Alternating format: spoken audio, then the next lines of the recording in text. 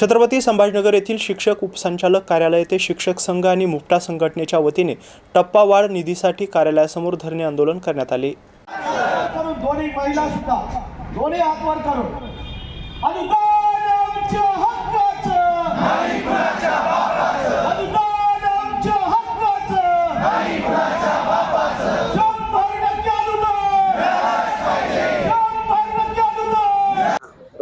माझं नाव अर्चना जाधव, मी फुलंब्री तालुक्यातून आलेली आहे। शासनाचं जे आश्वासन आहे ते आता आम्हाला नकोय। आता जे आहे ते आश्वासन नकोय, तर आता अंमलबजावणी पाहिजे।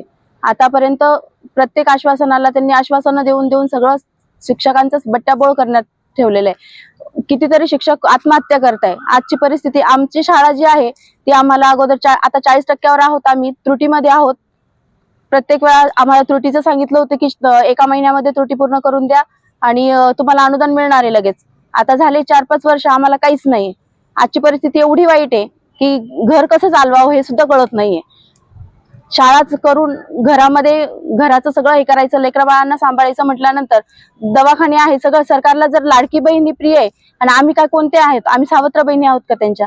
मला सांगाल सर, अधिवेशन काळामध्ये आपण तिसऱ्यांदा आपलं आंदोलन आहे तरी शासनाला जाग येईना, शिक्षक आत्महत्या करते। काय वाटतं आपल्याला? आपला जो टप्पा निधी वाढ आहे आपल्याला मिळणार? खरं तर गेल्या 15 ते 20 दिवसापासून आझाद मैदान या ठिकाणी आमचं आंदोलन चालू आहे। त्याच्यातच मागच्या 5-6 दिवसापूर्वी परळीचे आमचे धनंजय नागरगोजे यांनी आत्महत्या केली आणि हा विषय ऐरणीवर हा विषय आल्या गेला।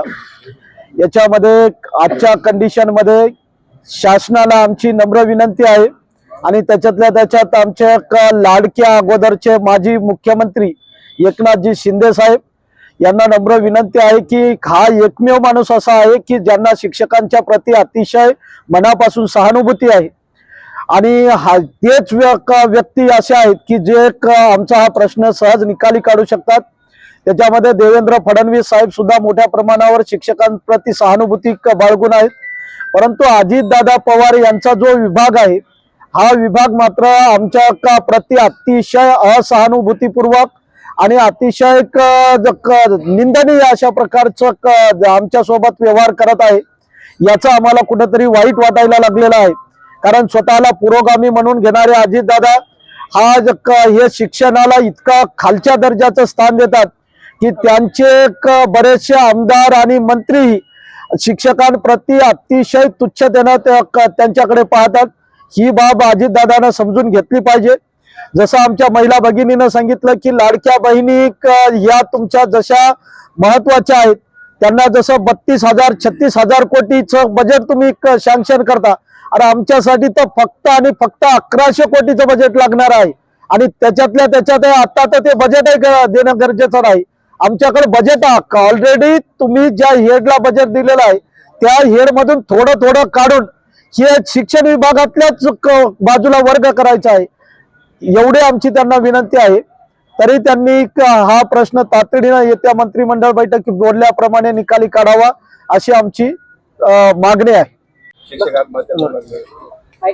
नाव सांगायचं? नमस्कार, माझं नाव प्रांजली सावजी, छत्रपती संभाजीनगर इथून मी बोलते। गेल्या 2011 पासून मी शाळेवरती कार्यरत आहे। सरकार आले गेले बदलले, परंतु परिस्थिती मात्र शिक्षकांची बदललेली परिस्थिती जशी होती तशी आहे। प्रत्येक वेळेस नवीन सरकार येतं, प्रत्येक वेळेस सरकार आल्यानंतर हे सांगतं अनुदान येणार आहे, प्रचलित टप्प्यानुसार येणार आहे, त्याची GR निघतात, परंतु ते GR ची अंमलबजावणी मात्र हे सरकार करायला सोयीस्कररित्या विसरतं। शिक्षकांची जी सध्या परिस्थिती आहे ती अतिशय जीवघेणी आहे। कित्येक शिक्षकांना नोकरी करून पर्यायाने अजून दुसरे व्यवसाय, अजून दुसऱ्या कुठल्या तरी कामावरती जावं लागतं। हालाखीच्या अतिशय काळामध्ये शिक्षकांना दिवस काढायला लागतात। गव्हर्नमेंट येतं आणि फक्त आश्वासन देऊन हातामध्ये कागदाचा GR टेकवून गव्हर्नमेंट बाजूला होतं, त्या निर्णयाची अंमलबजावणी होत नाही। आताही आलेल्या सरकारने 14 ऑक्टोबर 2024च्या निर्णयानुसार GR काढला, टप्पावाढीचा त्यामध्ये निर्णय होता, परंतु त्या टप्पावाढीच्या निर्णयाची अंमलबजावणी आतापर्यंत 8 महिने झाले परंतु झालेलं नाही। माझी या गव्हर्नमेंटला, या शासनाला, देवेंद्र फडणवीस यांना कळकळीची विनंती आहे की त्यांनी आम्हा शिक्षकांची ही हालाखीची परिस्थिती समजून घ्यावी, सर्व शिक्षकांना न्याय द्यावा, आमच्या हक्काचं अनुदान आम्हाला मिळावं। आम्ही शिक्षक विद्यार्थ्यांची सेवा करण्यासाठी या देशाला, या राष्ट्राला, या महाराष्ट्राला घडवण्याची जबाबदारी अतिशय समर्थपणे पार पाडत आहोत. इथूनही पुढे पार पाडणार आहोत आणि तेवढंच समर्थपणे या गव्हर्नमेंटने आम्हाला हात द्यावा, सहकार्य करावं, एवढी एकच माझी कळकळीची मागणी या सरकारकडे आहे. सरकारने लाडक्या बहिणी जशा इतर खुश केल्या तशा ह्या लाडक्या बहिणी पण तुमच्याच आहेत, आम्ही तुमच्याच बहिणी आहोत, हेही गव्हर्नमेंटनी लक्षात घ्यावं आणि आम्हाला योग्य तो न्याय द्यावा अशी मी विनंती करते. आणि यापुढे 100% अनुदान आम्हाला मिळालंच पाहिजे. आमच्या GR ची अंमलबजावणी झालीच पाहिजे. जो निधी उपलब्ध केलेला नाही तो निधी आम्हाला उपलब्ध करून दिलाच पाहिजे अशी आमची सर्व शिक्षकांची आज मागणी आहे. नमस्कार, मी राजेश शिवराळे.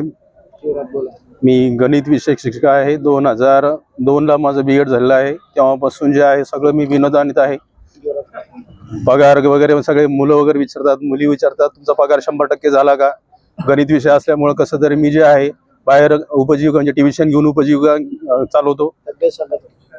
माझं जे आहे 2012ला ऍक्सिडेंट झाला होता, त्यामुळे माझी जी आहे सियाटिका प्रेस झाली आहे. तरी मी दररोज नियमित शाळेत जातो, व्यवस्थित माझं अध्यापनाचं कार्य करतो. मात्र जे आहे सगळे नातेवाईक वगैरे सगळे विचारतात तुमचं 100% झालं का, 50 वय तुमचं पार झालं, कधी तुमचं 100% अनुदान होणार. त्यामुळे जे आहे माझे नोकरीचेही काही वर्षच राहिलेले आहेत.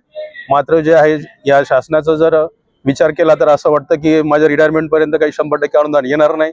आणि यांचे जे आहे अजितदादा जे आहे, मला असं वाटतं की याला जे विलन जो आहे की अजितदादा पवार हेच आहेत आणि हेच जे आहे सगळ्या या प्रश्नाला खोडा घालतात, असं माझं वैयक्तिक मत आहे. एवढं बोलून मी 2 शब्द.